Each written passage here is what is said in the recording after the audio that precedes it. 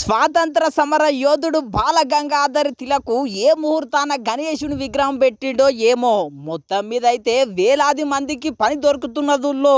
ఎందుకంటారా, గణేశుని విగ్రహం తయారు చేసే అన్నకు పనే, గణేశుని విగ్రహం తయారు చేసినాక తీసుకొచ్చే డ్రైవర్ అన్నకు కూడా పనే. ఇట్లా చాలా మందికి పని దొరుకుతున్నది. మళ్ళా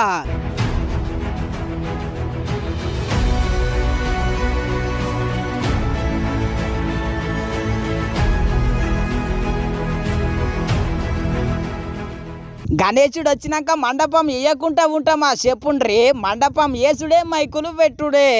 ఇట్లా కూడా అన్నలకు పని దొరుకుతుంది. మళ్ళా మండపం వేసినాక మైకులు పెట్టినాక పంతులు వస్తాడు, వినాయకునికి పూజ చేస్తాడు. పంతులకు కూడా చాలా పైసలు వస్తాయి వినాయకుని జాతరలా.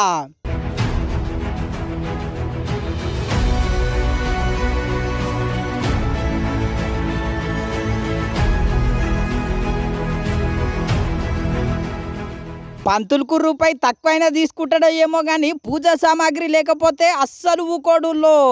చెప్పిన ప్రతి పూజా సామాగ్రి తీసుకురావాల్సిందే. మళ్ళా పూజా సామాగ్రి ఒకటే కాదు, 5 రకాల పండ్లు, పువ్వులు.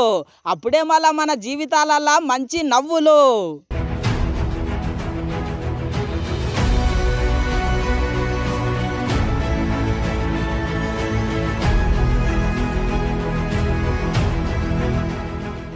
ఇట్లా పూల షాప్ అన్నకు, పండ్ల షాప్ అన్నకు మంచి గిరాకీ దొరుకుతుందో మన గణేశుని పండుగలల్లా.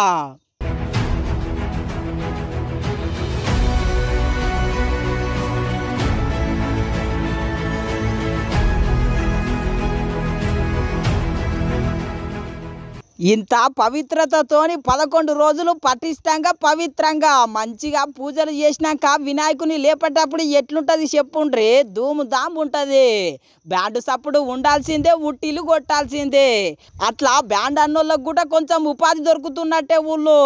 మంచి మంచి డిజైనింగ్లు, బట్టలు, మంచి మంచి లైటింగ్లు, ఇట్లా చాలా మందికే ఉపాధి దొరుకుతున్నది. మళ్ళా అందుకే సంవత్సరానికి ఒకసారి ఆ దేవుడు వస్తూనే ఉంటాడు. ఇట్లా ఎంతో మందికి సాయం చేస్తూనే ఉంటాడు.